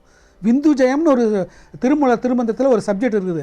நீங்கள் அதை ப்ராக்டிஸ் பண்ணிங்கன்னா இந்த காமத்திலேருந்து வெண்ணலாம். நீங்கள் காமத்திலேருந்து வெல்றதோடு கிடையாது, உங்கள் உடம்புலேருந்து விந்து சக்தி வெளியிடாமலேயே நீங்கள் காப்பாற்றலாம் ஆட்டோமேட்டிக்காக. நான் 80 வயசு பெரியவரெல்லாம் சந்தித்து கேட்பேன், ஐயா 80 வயசு ஆகுது, உங்களுக்கு மனைவி போய் 20 வருஷம் ஆகுது, உங்களுக்கு விந்து நீக்கம் உண்டா? இல்லைன்னா என்ன பண்ணுறீங்க, எப்படி அதை காப்பாற்றுறீங்க? எப்படின்னா, இல்லைப்பா முடியலப்பா, மாதத்துக்கு ஒரு வாட்டி கொஞ்சமாவது அவுட்டாக. இதெல்லாம் வந்து நம்ம விளக்கமாக இதை பற்றி பேசுகிறதுக்கு கூச்சப்படுறோம். கூச்சப்படுறதுக்கு என்ன இருக்குது, நம்ம உடம்புல இருக்கிற ஒரு சக்தி அது, அதை நம்ம எப்படி மாற்றணும், எப்படி கையாளணும்னு தெரிஞ்சுக்கிறதுல என்ன கூச்சம் இருக்குது? கூச்சம் ஒன்றுமே கிடையாது. ஆனால் ரொம்ப வயசுக்கு வராது இளைஞர்கள் பார்த்தான்னா கொஞ்சம் என்ன இதெல்லாம் பேசுகிறாங்களேன்னு நினைப்பாங்க. ஆனால் பார்க்குறவர்கள்லாம் ஓரளவுக்கு வயது வந்தவர்கள்ங்கிற முறையில் இந்த உண்மையெல்லாம் நம்ம வந்து தெரிஞ்சுக்கணும். வள்ளல் பெருமான் ரொம்ப விளக்கமாக சொல்கிறார், இந்த ஒரு ட்ராப் செமன் இந்த உடம்புல இருந்ததுன்னா உயிர் போகாதுன்றார். அப்போ அந்த உடம்புலேருந்து உயிர் போகாது இருக்குன்னு சொன்னால் இந்த உடம்புல விந்து சக்தி காப்பாற்றப்பட வேண்டும். எப்படி காப்பாற்றுறது? தியான பயிற்சியின் மூலமாக காப்பாற்றணும். நம்ம தியான பயிற்சி என்பது என்ன? ஒளிநெறி தியானம். இந்த ஒளியில் நீங்கள் சம்பந்தப்பட இந்த லிக்விடாக இருக்கிறது ஒளியாக மாறும். இந்த விந்து சக்தி தான் மேலே ஏறி 2 புருவங்களுக்கு மத்தியிலே 6 திரட்சியாக ஒரு மணி போல் ஃபார்ம் ஆகும். இதை தான் முருகன் அல்லது சுப்பிரமணியம் என்று சொல்லுவதுன்னு சொல்லி விளக்கம் கொடுக்குறார் உரைநடை பகுதியில். இதெல்லாம் நம்ம வந்து வாழ்க்கையில் அப்ளை பண்ணணும். அதே மாதிரி இந்திரிய ஒழுக்கத்தில் சொல்லுவார், இந்த காமத்தை தடுத்து கொள்வதற்கு விந்துவை வெளியிடாமல் போகம் செய்ய வேண்டும், பிள்ளைப்பேறு வேண்டும் போது மட்டுமே விந்துவை வெளியிட வேண்டும்லாம் சொல்கிறாரு. எப்படி அதை செய்கிறது என்னன்றதுலாம் நம்ம விளக்கமாக இதை பற்றி பேசி அனுபவித்து தான் தெரிஞ்சுக்கணும், பேசணும், தெரிஞ்சுக்கணும், அதுக்கப்புறம் செயல்பாட்டில் வரணும். இதெல்லாம் வந்து சூட்சமாக நிறைய இருக்குது இதில். இதுதான் இந்திரிய ஒழுக்கத்திலே சொல்கிறார் அவர். சப்போஸ் நீங்கள் இந்த விந்து அப்படியே வச்சுருந்தீங்கன்னா வயசாக வேறு வழியே கிடையாது, அவங்களுக்கு காஞ்சி போகும், உடல் உஷ்ணத்தினால காஞ்சி போச்சுன்னா விந்து ஒரு ட்ராப் உள்ளே இல்லைன்னா மரணம் வந்துடும். அப்போ விந்துவை வற்றவும் விடக்கூடாது, அதிகமாக ஓவர்ஃப்ளோவும் ஆகக்கூடாது. அப்போ சுரக்க அதை மேல்நிலைப்படுத்தணும். வள்ளல் பெருமான் சொல்கிறாரு, மடலலாம் மூளை மலர்ந்திட சுக்கிலம் பந்தித்து ஒரு திரள் ஆயிட அப்படின்றார். இந்த விந்து என்பது சுக்கிலமாக மேல்நிலையில் மாறி பந்தித்து ஒரு திரள் ஆகணுன்றார் அவர். அப்போ இந்த உடம்பில் இருக்கிற விந்து சக்தியெல்லாம் திரள் ஆகி அப்படியே மணி போன்று பிரகாசிக்கணும். இதுதான் சன்மார்க்கத்தினுடைய பயிற்சியினுடைய முடிவுன்னு சொல்கிறார். அப்படி அவர் வாழ்க்கையில் ஏற்பட்ட அந்த அனுபவத்தை நமக்கு சொல்கிறார். தோழலாம் குழைந்திட நரம்பனைத்தும் மேலலாம் கட்டவை கட்டிட. எப்படி முடிஞ்சுதுன்னு சொன்னால், இப்போ நிறைய பேர் சொல்லுவாங்க, வள்ளலார் வந்து திருமணம் பண்ணிக்கினார், அவர் வந்து மனைவியோட சேரவே இல்லை, அவர் வந்து 8 வருஷம் இல்வாழ்க்கை பண்ணார், குழந்தையே பெற்றுக்கல, அதெல்லாம் அவர் ஒரு தொட்டனன்றி ஒருத்தியை தொட்டனன்றி மனம் கலக்கலை அப்படின்னு சொல்லுவார். அப்போ வள்ளல் பெருமான் வந்து அது மாதிரி இருந்தாரான்னா, அவர் பல இடங்களில் அருட்பாலை சொல்கிறாரு, துகிலில் கரை படிந்ததுன்றார். அப்போ அவருக்கும் விந்து நஷ்டம் ஏற்பட்டு இருக்குது. அதை தான் அவர் சொல்கிறாரு, துகிலில் கரை படிந்தது, என்னுடைய துணியில் வேஷ்டியில் விந்து வெளியாச்சு, கரை படிஞ்சு இருந்ததுன்னு சொல்கிறார் அவர். ஆனால் சன்மார்க்க நண்பர்கள்லாம் எப்படி எடுத்துக்கிறேன்னா, அதெல்லாம் வள்ளலார் கிடையாது, அவர் யாருக்கும் ஏற்பட்ட அனுபவத்தை இவர் சொல்கிறாரு அப்படின்னு சொல்கிறாங்க. ஏன் அவர் தான் எனக்கு படிந்ததுன்னு அவர் ஒத்துக்கிறாரு, உங்களுக்கு நமக்கு கூட நடக்குதே. அப்போ நடக்காத இருக்கிறதுக்கு வழி நான் அதனை பார்க்கணும்.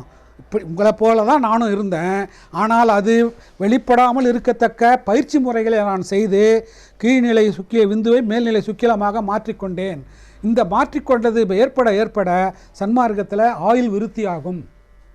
அப்போ விந்து வீட்டுக்கேணி, அதான் காமம். இந்த காமம் அதிகமாச்சுன்னா விந்து சக்தி உடம்பில் சேர ஆட்டோமேட்டிக்காக காமம் வெளிப்படும். அப்போ அந்த விந்து சக்தியை மேல்நிலை சுக்கிலமாக மாற்றிவிட்டால், ஒளிப்பொருளாக மாற்றிவிட்டால் நமக்கு வராது. எப்படிப்பா மாற்றுறதுன்னா, கான்சன்ட்ரேஷனை இங்கே பண்ணணும். அதனால தான் வெந்நீர் என்கிற அந்த வெள்ளை திரவத்தை மேலே கொண்டு ஒளிப்பொருளாக மாற்றணும். அதை தான் நம்ம வந்து திருநீர் வச்சு காமிக்கிறாங்க. இங்கே நினைவை நீங்கள் ஒன்றுபடுத்தினால் இது கீழ்நிலையிலிருந்து மேல்நிலை வரும். இது எப்படின்னு கேட்டிங்கன்னா, இப்போ சாராயம் காசுறாங்க, நீங்கள் அந்த குடுவையெல்லாம் வச்சுருப்பாங்க, கீழே வந்து நெருப்பில் போட்டு வெல்லம் பழ வகைகள்லாம் போட்டு புளிச்சு போயிருக்கோம், அதில் உஷ்ணத்தை படுத்துனாங்கன்னா அது ஆவியாகி ஒரு டியூப் வழியாக மேலே போகும், மேலே ஒரு பாத்திரம் வச்சுருப்பாங்க, அதில் வந்து அந்த ஆவி சேரும், அது கீழே ஒரு சில்லுன்னு ஒரு தண்ணி வச்சுருப்பாங்க, இந்த சில்லுன்னு பட்ட உடனே அந்த ஆவி குளிர்ந்து மறுபடியும் லிக்விடாக மாறுது. இதே சமாச்சாரம் தான் இந்த உடம்புல நடந்துங்குது. ஆனால் அதை பார்க்குறோம், நம்ம அதை சாப்பிட்டா மயக்கம் வருதுன்னு சொல்கிறோம். ஆனால் இதை வந்து மேல்நிலைப்படுத்தினோம்னா இந்த உலகத்தில் நீங்கள் அனுபவிக்கிற இன்பத்தை விட பல மடங்கு இன்பத்தை இங்கே அனுபவிக்கலாம். இப்படிப்பட்ட செயல்பாட்டு நிலை இருக்கிறது. இதை தான் அவர் சொல்கிறாரு, காமம் அடையாமல். காமம்னா இப்போ பெண்களிடத்தில் சிற்றின்பத்தின் மூலமாக நம்முடைய விந்துவை செலவு செய்தல், இந்த இந்த இந்த சதை இச்சை. அதில் தான் ஞான சபையில் போட்டிருப்பார். முதல்ல என்ன போடுவார்? புலைன்னு போடுவார். புலை கொலை தவிர்த்தோர் மட்டுமே உள்ளே புகுதல் வேண்டும். ஞான சபை என்கிற பேர் ஒளியோடு நாம் சம்பந்தப்படுவதற்கு நம்மிடத்தில் இருக்கிற விந்து சக்தி காப்பாற்றப்பட வேண்டும். அதனால தான் முதல்ல வந்து புலை, அடுத்தது தான் கொலை. அப்போ நம்மிடத்தில் இருக்கிற அந்த செக்ஸ் என்கிற அந்த சிற்றின்பத்தின் போது 7 கோடி உயிரணுக்கள் வெளிப்படுகிறது. அந்த புலை நுகர்ச்சியின் போது இந்த விந்து அணுக்கள் வெளிப்படும் போது அடுத்தது கொலை நடக்குது. அதில் தான் முதல் புலையை போட்டார், அப்புறம் கொலையை போட்டார். அது எங்கே போட்டார்னா ஞான சபைக்கு முன்னாடி போட்டார். அந்த பேரறிவு என்கிற பேர் ஒளி என்கிற தனிப்பெருங்கருணை அருட்பெருஞ்சோதியை நீங்கள் அனுபவப்படும் போது உங்களிடத்தில் விந்து நஷ்டம் இருக்கக்கூடாது. அந்த விந்துவை நீங்கள் காப்பாற்றினால்தான் அந்த பேரொழியோடு நீங்கள் சம்பந்தப்படுத்த முடியும். அப்போ அதனுடைய முக்கியத்துவம் என்னன்றதை இப்போ காமத்தை தவிர்த்து கொள்வதுன்னா வானான்னு சொல்லலை அவர். அது உயிர்கள் உற்பத்திக்காக தேவை தான். அதை அளவோடு பயன்படுத்தின்னு 2 குழந்தை 3 குழந்தை ஆகிப்போச்சுன்னா 35-40 வயசுக்கு மேலே அதை செலவு பண்ணுறதை குறைச்சிக்கோ, வேஸ்ட்டு பண்ணாத, அதை உள்பக்கமாக வந்து ஒளிப்பொருளாக மாற்று அப்படின்னு சொல்கிறதுக்கு தான் சினம்.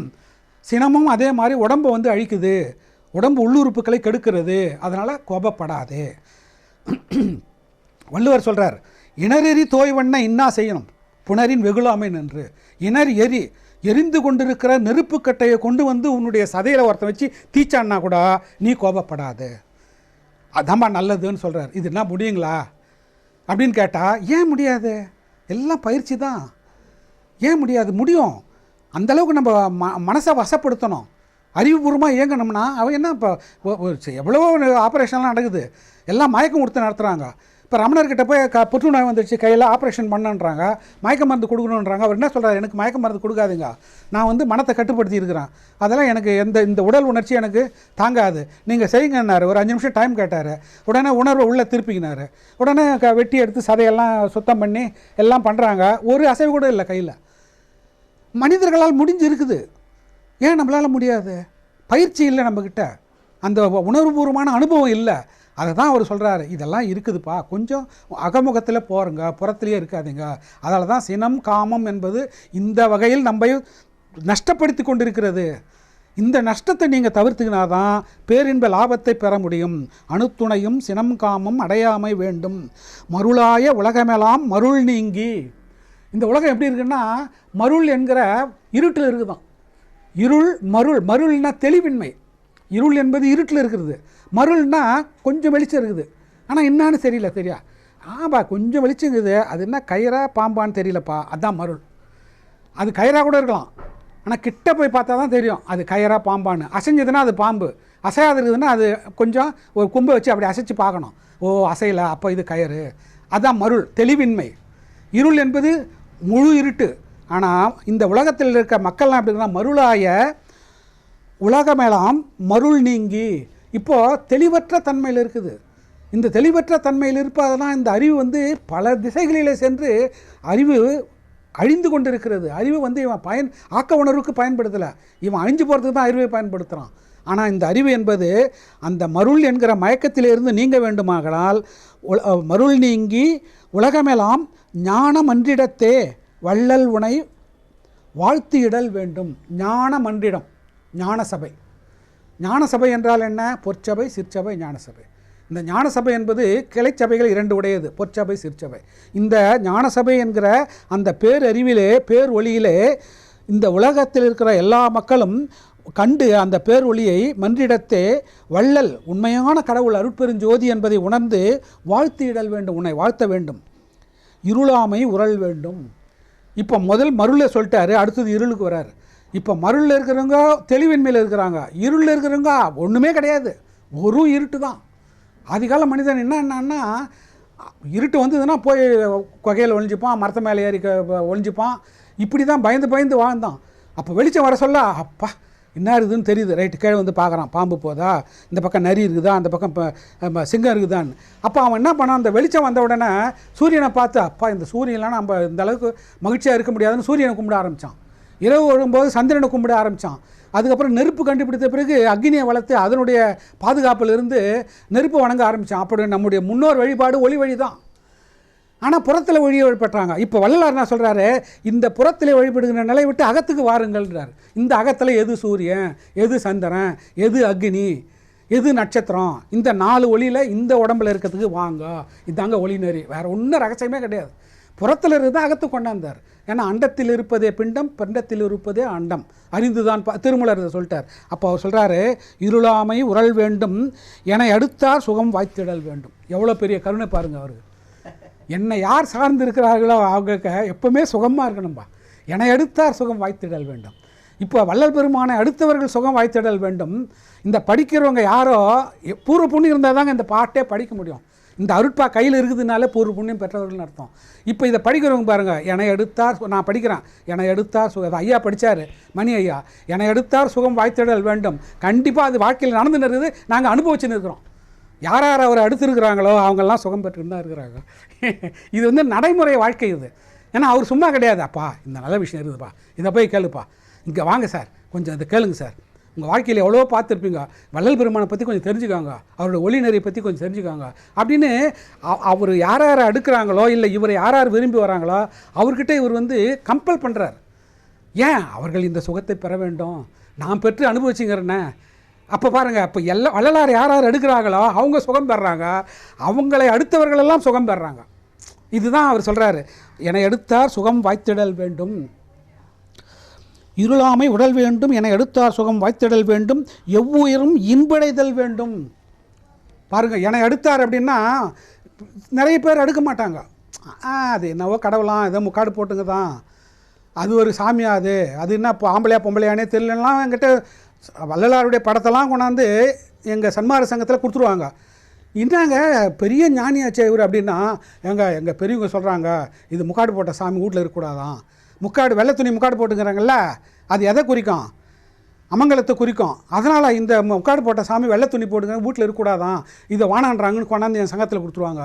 நான் சொல்லுவேன், என்ன இவங்க இவ்வளோ இருட்டில் இருக்கிறாங்களப்பா, கொஞ்சம் கூட வெளிச்சமே தெரியல, ஏங்க எவ்வளோ பெரிய ஞானி இவர், இந்த ஊன உடலை ஒளி உடலாக மாற்றுங்கினவர், இறைவனை நேரடியாக தரிசனம் பண்ணி அவரும் இவரும் கலந்தவர், இவரை பற்றி உங்களுக்கு தெரியலண்ணா. இல்லைங்க எங்கள் அப்பா விரும்பல, எங்கள் அம்மா விரும்பல, அதுதான் இருட்டு, கொண்டாந்து கொடுத்துருவாங்க. நான் என்ன சொல்கிறேன், சரி நீங்கள் எங்கேயும் குப்பையில் போடாத, இந்த சங்கத்தில் கொண்டாந்து கொடுத்தீங்களே கொடுங்க, அவரை பற்றி அருமை எங்களுக்கு தான் தெரியும்னு வாங்கி நான் சங்கத்தில் வச்சுப்பேன். வச்சுக்கின்னு யாருன்னா ஒரு அன்பர் வருவார், உங்கள் வீட்டில் படம் இருக்குதான்னு கேட்பேன். இல்லைங்கன்னுவார். வச்சுக்கின்னு கும்பிடுவீங்களா, அப்புறம் இது மாதிரி கொண்டாந்து எங்கன்னா போட்டுருங்க. இல்லை சார் எனக்கு படம் கிடைக்கல கொடுங்கன்னு, இந்த எடுத்து வச்சுக்கோ, அதுன்னு வாங்கி அப்படியே ட்ரான்ஸ்ஃபர் பண்ணுவோம். அப்புறம் கேட்பேன், வச்சுக்கிறியா இல்லையா, பெரிய இது மாதிரிலாம் சொல்லுவாங்க, எடுத்துகிட்டு வந்து வேற எங்கேயும் கொடுக்கக்கூடாது, போட்டக்கூடாதுன்னு சொல்லி கொடுத்து அனுப்புவோம். அப்போது என்னை எடுத்தார் சுகம் வாய்த்திடல் வேண்டும், இருளாமை உரல் வேண்டும், எவ்வுயிரும் இன்படைதல் வேண்டும். இப்படி தன்னை அடையாத உயிர்கள் எவ்வளவோ இருக்குது. அதான் வள்ளலார் சொல்லிட்டார் ஜீவகாரணத்தில். இப்படி இந்திரிய கரண சகாயங்களை பெற்ற தம் அறிவை கொண்டு சன்மார்க்கியில் முயற்சி செய்யணும். ஆனால் அஜாக்கிரதையாலும் ஊழ்வகையாலும் வருந்துகிற ஜீவர்களுக்கு, பிற ஜீவர்கள் இப்போ ஓரளவுக்கு விளக்கம் பெற்றவன் சன்மார்க்கத்துக்கு வந்துடுறான், வந்த பிறகு கொஞ்சம் கொஞ்சமாக முயற்சி எடுக்கிறான். ஆனால் ஊழ்வகையாலும் அஜாக்கிரதையாலும் கோடிக்கணக்கான ஜீவர்கள் வள்ளலாரை பற்றியும் தெரியல, சன்மார்க்கத்தை பற்றியும் தெரியல, ஏதோ ஒன்று நிலையில் போய்ங்குதுங்க. அப்படிப்பட்ட அந்த இருள் பொருந்திய அஜாக்கிரதையாலும் ஊழ்வகையாலும் வருந்துகிற ஜீவர்களுக்கு இந்த நல்ல முயற்சியில் 7 வகையான துன்பங்களை தவிர்த்து கொள்ளுகிற முயற்சியில் இருப்பவர்கள் உதவி செய்ய வேண்டும். அந்த உதவியிலே தலையாய உதவி பசி தவிர்த்திலும் கொலை தவிர்த்திலும். அந்த ரெண்டுத்துலேயும் மிகவும் சிறப்புடையது எதுன்னு கேட்டிங்கன்னா பசி தவிர்த்தல்னு சொல்லி அன்னதான தர்மசாலையை வள்ளலார் ஏற்படுத்தி எந்த வகையிலும் ஆதாரம் இல்லாத ஏழைகளுக்கு பசி தவிர்த்தல் இங்கே நடக்கும்னு சொல்லி ஆரம்பித்தார். அப்போ அவர் என்ன சொல்கிறாரு, முதல் இந்த ஒவ்வொரு ஜீவனும் முயற்சி செய். இந்த முயற்சியில் இருப்பவர்கள் தான் அந்த அஜாக்கிரதையால் ஊழ்வகையால் வருதுகிற ஜீவர்களுக்கு இந்த உதவி செய்யணும்னு சொல்கிறார். அப்படி என்னை சாராமல் இருக்கின்ற எவ்வளவோ உயிர்கள் இருக்குது, அந்த உயிர்களெல்லாம் இன்பம் அடைதல் வேணும். பாருங்கள், என்னை வணங்கினவங்க தான் நல்லவங்களாகணும், அவங்க தான் முன்னுக்கு வரணும்னு விரும்பலை. அவர் என்னை வணங்காதவங்க கூட நிறைய பேர் இருப்பாங்கப்பா, அவங்கெல்லாம் கூட இன்படைதல் வேண்டும். எவ்வுயிரும் எல்லா உயிர்களும் இன்பமாக இருக்கணும்ப்பா. அதுதான் என்ன சுத்தமாக இருக்குன்னு லட்சியம்னா எல்லா உயிர்களும் இன்புற்று இருக்கிறவை இணைப்பதெல்லாமல் வேறொன்றறியேன் பராபரமே தாய்மானவர் சொன்னார். அதே தான் வள்ளலார் சொல்கிறாரு, எவ்வுயிரும் இன்படைதல் வேண்டும். ஏன்னா அவங்க சாரலனாவோட பரவாயில்ல, ஆனால் சொல்கிற அவருக்கு முக்கிய லட்சியம் என்னன்னு கேட்டிங்கன்னா ஆண்மநேய ஒருமைப்பாடு. எல்லா உயிர்களும் இன்பமடைய இருக்கணும், எல்லாம் சந்தோஷமாக இருக்கணும். எவ்வளோ பரந்த மனப்பான்மை பாருங்கள். இன்படைதல் வேண்டும் பொருளாம்போர் திருவடிவில் உடையாயும் நானும் புணர்ந்து கலந்து ஒன்றாகி பொருந்துதல் வேண்டுவனே. பொருளாம் ஓர் திருவடிவில். அப்போது திருவடிவு என்பது என்னான்னு கேட்டிங்கன்னா தெய்வ வடிவம். தெய்வ வடிவம் என்னான்னு கேட்டிங்கன்னா பிருத்திவி அப்பு தேயு வாயு ஆகாரம். இது வந்து சமஸ்கிருத பாஷை. நிலம் நீர் நெருப்பு காற்று ஆகாயம். பிருத்திவி அப்பு தேயு. தேயு என்றால் நெருப்பு, தெய்வம் என்றால் ஒளின்னு அர்த்தம். இப்போ தெய்வங்கள் நீங்கள் சொல்கிற எல்லாருமே ஒளி வடிவில் தான் இருக்கிறாங்க. அப்போ உருவத்தை கற்பிச்சிருக்கிறோமேன்னு கேட்டிங்கன்னா இந்த மனிதன் ஒளி வடிவு இருக்கிறதுல இந்த பாமர மக்கள் பார்க்க முடியாது என்பதற்காக அந்த ஒளி வடிவத்துடைய தத்துவ விளக்கங்களை வடிவமாக கற்பித்தான். ஆனால் பின்னாடி வந்த மக்கள் என்ன நினச்சாங்கன்னா இந்த வடிவத்தில் தான் அந்த ஒளி இருக்குது, இந்த வடிவம் உண்மை வடிவம்னு நினச்சிட்டாங்க. ஆனால் அந்த ஒளி வடிவத்தினுடைய தத்துவ விளக்கங்களை வடிவமாக பாமர மக்களுக்கு போட்டு காமிச்சாங்க நம்முடைய முன்னோர்கள் சித்தர்கள். ஆனால் நம்ம என்ன நினச்சிக்கணும்னா பின்னாடி வர வர அந்த உண்மையை விட்டுட்டோம், ஒளின்றதை விட்டுட்டோம், உருவத்தையே ஞாபகப்படுத்திக்கணும். அதான் சொல்கிறாரு பொருளாம்போர் திருவடிவில். உண்மையான பொருள் எதுன்னு கேட்டிங்கன்னா ஒளி. அந்த ஒளி வடிவில் திருவடிவுன்றார் அவர். திருவடிவுன்னா தெய்வத்தன்மை பொருந்திய வடிவம். தெய்வத்தன்மைன்னா ஒளி வடிவம். அந்த ஒளி வடிவில் அருட்பெருஞ்சோதியாக இருக்கின்ற உடையாயும் அருட்பெருஞ்சோதியாக இருக்கின்ற நீயும் நானும் புணர்ந்து கலந்து ஒன்றாகி. புணர்ந்து, இந்த புணர்ச்சி என்கிற வார்த்தை எங்கே பயன்படுன்னு கேட்டிங்கன்னா தமிழில் இந்த ஆணும் பெண்ணும் இரண்டரை கலக்கின்ற அதற்கு புணர்ச்சின்னு பேர். திருக்குறளோட காமத்துப்பாலில் புணர்ச்சி அப்படின்ற வார்த்தை நிறைய பயன்படுத்துவார். புணர்ச்சி என்றால் என்னன்னு கேட்டிங்கன்னா ஆணும் பெண்ணும் சிற்றின்பத்தின் காரணமாக ஈருடல் ஓர் உயிர். அப்படிப்பட்ட ஒரு அனுபவத்துக்கு செயல்பாட்டு வரைக்கும் என்னன்னா புணர்ச்சின்னு பேர். அது மாதிரி தலைவனாகிய நீயும் தலைவியாகிய நானும் இரண்டரை ஒன்றாகி கலந்து அந்த பேரின்ப சித்தி பெருவாழ்வு என்கிற நிலையிலே புணர்ந்து கலந்து ஒன்று ஆகி. பாருங்கள், புணர்த்தல், அதுக்கப்புறம் கலத்தல், ஈருடல். அங்கே எது கலக்குதுன்னா உயிர் கலக்குது, உடல் வேறு தான். ஆனால் உடல் ஈருடலாக இருக்குது பார்வைக்கு. ஆனால் அங்கே ஒன்று எது, இரண்டும் கலந்த பிறகு அங்கே உயிர்கள் ஒன்றாக கலக்கிறது. ஈருடல் ஓர் உயிர்ன்ற மாதிரி புணர்ந்து கலந்து ஒன்றாகி. அப்போ பார்க்குறதுக்கு தான் இரண்டு வடிவம், ஆனால் அங்கே ஒன்று தான். இரண்டு பேரும் அந்த இன்ப நிலையிலே இந்த இன்பம் என்கிற ஒரு நிலையிலே பொருந்தி இருக்கிறார்கள். அதுதான் வந்து சிற்றின்பத்தினுடைய முதிர்ச்சி. அதில் தான் வள்ளுவர் வந்து நிறைய பேர் காமம் என்பது தேவையா வாழ்க்கைக்கு, இது வந்து ஒரு பாலாகவே வச்சுருக்கிறார். அறத்துப்பால் பொருட்பால் காமத்துப்பால் தான். இன்பத்துப்பால்னு சொல்லுவாங்க. அதெல்லாம் வள்ளுவர் வச்சது காமத்துப்பால் தான். ஏன்னா இந்த பேரின்பத்தை அடைவதற்கு சிற்றின்பம் என்பது ஒத்திகை. நீ சிற்றின்பத்திலே திளைச்சிடக்கூடாது, இதை விட மேலான சுகம், இது மாதிரி கோடி இன்பத்தை கொடுக்கின்ற ஒரு உணர்வு இருக்கிறது மேலே. அந்த காமத்திலே நீ எங்கே அந்த அனுபவிக்கிறாய் என்றாய், தலைப்பகுதியில் தான் அனுபவிக்கிறாய். அந்த இன்பத்தை நீங்கள் அனுபவிக்கிற இடம் எதுன்னு கேட்டிங்கன்னா அதான் யாருமே அந்த உணர்றதில்லை. என்னவோ கீழ்நிலை பகுதின்னு நினச்சிங்கிறாங்க. கீழே ஒன்லி வைப்ரேஷன் தான். அந்த உணர்வுகள் மூளையிலே சென்று உங்களுக்கு இன்பத்தை கொடுக்கிறது. அதில் தான் சிவபெருமான் கங்கையை தலையிலே தரித்து கொண்டிருக்கிறார்.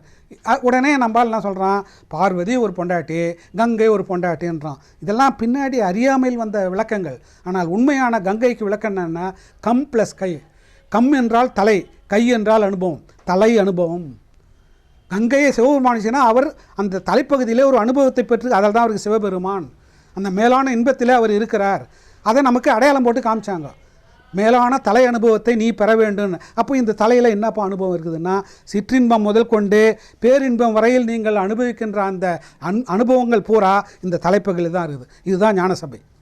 அதுதான் வள்ளல் பெருமான் இதுவரை வந்தவர்கள் கோயில் கட்டி காமிச்சாங்க, 5 பிரகாரம் வச்சாங்க, பெரிய கோபுரம் கட்டினாங்க, குளம் வச்சாங்க, நந்தி வச்சாங்க, கோபுரம் கொடிமரம் வச்சாங்க, பலிப்பீடம் வச்சாங்க, இவ்வளோத்தையும் வச்சாங்க. ஆனால் வள்ளல் பெருமான் எதையுமே வைக்கல, நேரடியாக கழுத்துக்கு மேலே வந்துட்டார், ஞான சபைக்கு வந்துட்டார். இங்கே தான்பா எல்லாம் இருக்குது. அதனால் வந்து இந்த நுட்பத்தை நம்ம அதாவது புணர்ந்து கலந்து ஒன்றாகி பொருந்துதல் வேண்டுவனே. அப்போ பொருந்துதல் அப்படின்னா இரண்டரை கலத்தறுத்தல். அப்போ நீ நானும் அதாவது இரண்டுன்ற வார்த்தை கிடையாது, அங்கே ஒன்றாயிடணும். நீ நான், நான் நீ. அங்கே சொல்லுவார் பாருங்க, ஒங்கார் அணை மீது நான் இருந்த தருணம் உவந்தனது மணவாளர் சிவந்த வடிவகன்றே ஈக்கார பழிக்கு வடிவெடுத்து இன்னெதிரே நின்றார். எழுந்திருந்தேன், எழுந்திருப்பதென்னி ஆங்காரம் ஒழி என்றார். ஒழித்தனன் அப்போதே ஈருருவும் ஒன்றானோம், நான் அவர்தானோ அவர் நான் தானோ, இது அதிசயம் காண் தோழின்னு ஒரு அனுபவமாலையில். அப்படி இந்த இடத்துல சொல்கிறாரு, நான் புணர்ந்து கலந்து ஒன்றாகி பொருந்துதல் வேண்டுவனே. பொருந்துதல்னா நிலையாக இருத்தல். இப்போ சிற்றின்பத்தில் பொருந்துதல்ன்றது ஒரு 3 நிமிஷம் 5 நிமிஷம் 10 நிமிஷத்துக்கு அப்புறம் விலகிடுவோம். ஆனால் அந்த பேரின்பத்தில் அது நாள் கணக்கு வருஷ கணக்கில் அப்படியே இருக்கலாம். அதுதான் வல்லார் நிலை. அப்படியே தொடர்ந்து அப்படியே இருக்கிறார் அவர். அந்த இப்போ கடவுள் நிலையிலிருந்து அம்மயமாக இருக்கிறார் அவர். அதை தான் சொல்ல, ஒன்றாகி பொருந்துதல் அப்படியே இருக்கணும், பிரியவே கூடாது. நீ வேற நான் வேறன்னு அந்த நிலையை நான் வேண்டேன்பா அப்படின்னு சொல்லிட்டு இறைவன்கிட்ட அருளாளர்கிட்ட இந்த அருளெல்லாம் எனக்கு கொடுப்பா அப்படின்னு வேண்டுறாரு. அதில் ஐயா ரொம்ப நன்றிங்கய்யா. இது வந்து அருள் இருந்தால் தான் இதெல்லாம் நடக்கும், அவ்வளோதான். ஸோ அருள் இருந்தால் தான் இந்த பாட்டில் இருந்ததெல்லாம் நடக்கும். இப்போ அருள் வேணும்னா நான் அன்பு செலுத்தணும். சப்ஜெக்டாக தான் அந்த அன்பு எங்கே செலுத்தணும் அப்படின்னா என்கிட்ட இருக்கிற ஜோதிகிட்ட நான் அன்பு செலுத்தணும். அந்த அன்பு செலுத்தினா அருள் கிடைக்கும். அதனால அருளை பார்த்து இவர் கேட்டிருக்காரு. ஆமாம். இதில் 2 இடத்துல எனக்கு இந்த பாட்டில் டவுட்டுங்க. என்ன அப்படின்னா, அணுத்துணையும் சினங்காமம் அடையாமை வேண்டும். ஏன் இதை சொன்னார்? நீங்கள் சொன்னீங்க அணுவளவுன்னு கூட அது வந்து சினங்காமம் நம்மக்கிட்ட வரக்கூடாது, வந்ததுன்னா நம்மையே அழிச்சிடும் அது அப்படின்னு சொன்னீங்க. ஆமாம். எனக்கு ஒரு இது புரியுது. அணுத்துணையும் அடையாமல் வேணும் அப்படின்னா, நான் வந்து அந்த காமம் வந்ததுன்னா ஒரு பெண்ணிட்ட போய் நான் சேர்றேன் அப்படின்னா என்னுடைய செமன் அங்கே போகுது. அங்கே போனோடனே அது நான் உடனடியாக இன்னொரு பிறவியை நான் எடுத்துடுறேன். இன்னொரு பிறவி எடுத்த உடனே இந்த பிறவியில் எடுக்க வேண்டிய இரவாமை இல்லாமல் பிறந்துறேன் நான் அப்போவே. அந்த பிறவாமை வேணும்னு சொல்கிறாங்க. ஆனால் அந்த பிறவாமைன்றது என்னுடைய செமன் போய் நான் அப்போவே பிறவி எடுத்துறேன். அதனால தான் அணு அளவு கூட அடையாமை வேண்டும் சொன்னாரு, சினம் காமம் அப்படின்னு நான் நினைக்கிறேங்க. தெரியல. அதனால அது மாதிரி இருக்குமா? அதுக்கு வந்து அருணகிரிநாதர் ஒரு திருப்புகளை சொல்றாரு, எருவாய் கருவாய் அதனில் பயிராய் விளைவாகி வெறி போல அவர் போய் இவராய் இவர் போய் அவராய் ஒரு தாய் இருதாய் பல கோடிய தாய் உடனே அவமாய் அடியாதே ஒரு கால் முருகா உயிர்கா எனவோது அருள் தாராய் அப்படிங்கிறார். அருள்தான் அவரும் கேட்கிறார். அப்போ ஒரு தாய் இரு தாய் பல கோடிய தாயுடனே பிறந்து இறக்குறேன். ஆமா, இவர் இவர் அவ்வளவுதான். அப்போ ஐயா என்ன சொல்றாருன்னா, இந்த பிறவிலே நீ அதை அடையணும், இந்த பிறவிலே நீ வந்து சாகாமை அடையணும், பிறவாமை வரணும் அப்படின்னா நீ அணு அளவு கூட கோபமும் காமமும் கூடாது, சினங்காமம் அடையாமை வேண்டும் சொன்னாருங்க. அப்படின்னா அது என்ன? கரெக்ட் தான், உண்மைதான். ஸோ அணுத்துணை என்ன அப்படின்னா கொஞ்சம் கூட. ஆமாம். ஆனால் நமக்கு வந்து அது மாதிரி முடியலீங்க. அதுக்கு அருள் இருந்தால் தான் இது முடியும். அருள் பெற முயற்சி பண்ணோம்னா இதெல்லாம் முடியும். அருள் பெற்றால் இதெல்லாம் முடியும். அருள் பெறாத நம்ம எதோ பண்ணிக்கணும் இது முடியும்னா முடியாது. ஏன்னா அருள் என்றால் என்ன? கடவுள் தயவு. கடவுள் தயவை பெறுவதற்கு நீங்க அடுத்த பாடல். அடுத்தது பொருளாம் ஒரு திருவடிவில் சொல்றாரு. உடையாயும் நானும் புணர்ந்து கலந்து ஒன்றாகி பொருந்துதல் வேண்டுவனேன்னு சொல்றாரு. அங்க அந்த வடிவில் வி போட்டாங்கல்ல, விக்கு பதிலா யா நான் போட்டு இல் ஈ போடணும்னு நான் நினைக்கிறேங்க. அது தப்பா ரைட்டா பாருங்க. பொருளாம் ஓர் திருவடியில், திருவடியில உடையாயும் நானும் புணர்ந்து கலந்து ஒன்றாகி பொருந்துதல் வேண்டுவனே. நாம திருவடியில தான் பொருந்தணும். அதாவது திருவடிவில் அப்படின்னு சொல்ல, பொருளாம் இல்லாம வி போடாம யா போட்டு ஈ போடணும். திருவடியில் நீங்க சொல்றது ரைட்டு தான். ஆனாலும் திருவடிவு என்பது தனிப்பெருங்கருணை அருட்பெருஞ்சோதி வெள்ளொளியை குறிக்கிறது. அந்த வடிவில் நான் கலக்கணுன்றாரு. அதில் தான் போய் அல்டிமேட் முடிவு வந்து திருவடிவு தான். திருவடி என்பது தனிப்பெருங்கருணை அருட்பெருஞ்சோதி. அதனுடைய கலர் என்னன்னா வெள்ளொளி. வெள்ளொளி தான் கடவுள். அது தனிப்பெருங்கருணை அருட்பெருஞ்சோதி என்பது கடவுள் நிலை. அதில் நான் போய் கலக்கணுன்றார் அவர். அது நான் என்னன்னா அடியில் வர்றது திருவடியில் உடையாயும். அவர் என்கிட்ட திருவடியில் தான் இருக்காரு. திரு அடியில் இருக்கிறாரு, நடுவில் இருக்கிறாரு, முடியில் இருக்கிறாரு. ஆனால் திருவடிவு என்பது முடியை குறிக்கும். ஆமாம், அந்த முடி என்பது தான் ஃபைனல். நன்றிங்க, அதுதான் தனிப்பெருங்கருணை அருட்பெருஞ்சோதி. நன்றிங்க. ஆமாம், ரைட். ரொம்ப நன்றிங்க. Right right. அற்புதமான விளக்கம். ஆக இந்த பாட்டுல இருந்து என்ன தெரியுது அப்படின்னா, நாம ஃபர்ஸ்ட் செய்ய வேண்டியது அன்பு. அன்பீனும் அருளினும் அப்படின்னு வள்ளுவர் ஒரு குறள்ல சொல்லுவாரு. அதனால அன்பு முதல்ல நாம திருவடியில அன்பு செலுத்தினா நமக்கு அவருடைய திருவருள் அருள் நம்ம முன்னிலைப்படுத்தி நமக்கு வேண்டிய அந்த சினங்காமை அணுத்துணையும் அடையாம வைப்பாரு. நான் என்கிட்ட இருக்கிற இருள்னா நீங்கும், எல்லா உயிர்களும் இன்பமடைதல் வேண்டும். அது இல்லாம என்னை அடுத்தால் சுகம் வாய்த்திடல் வேண்டும். என்னை என் கூட யார் யார் சேர்றாங்களோ அவங்களாம் சுகம் பெறணும்பா. ஆமாம், என் கூட சேரல எத்தனையோ உயிர்கள், தேடு பாம்பு பூனா எல்லாம் எத்தனையோ இருக்குது எனக்கு தெரியாம. அந்த உயிரெல்லாம் கூட நல்லா இருக்கணும்பா. என்ன பெரிய கருணை, என்ன ஒரு அந்த விரிந்த மனம். அவருடைய அருளை இந்த மாதிரி பாட்டு படிக்கும் போதுதான் ஐயா அவனுடைய கடவுள் எண்ணத்தை நம்ம புரிஞ்சுக்கும் போது அப்படியே உருக்குது ஆளு. ஒரு மனிதன் இப்படி வாழ்ந்து இருக்கிறான், அவனுடைய கருத்துக்களை இப்படி சொல்லி இருக்கிறான்னா அவன் மனசுல எவ்வளவு எண்ணங்கள் வந்திருக்கும். ஒரு உருக்கம், என்ன ஒரு ஐயா மேல ஒரு தனி மரியாதை நமக்கு வந்துருது இல்லையா? என்ன அது வந்து நீங்க அது சொன்னதால ரொம்ப நல்ல சந்தோஷமா இருந்ததுங்க.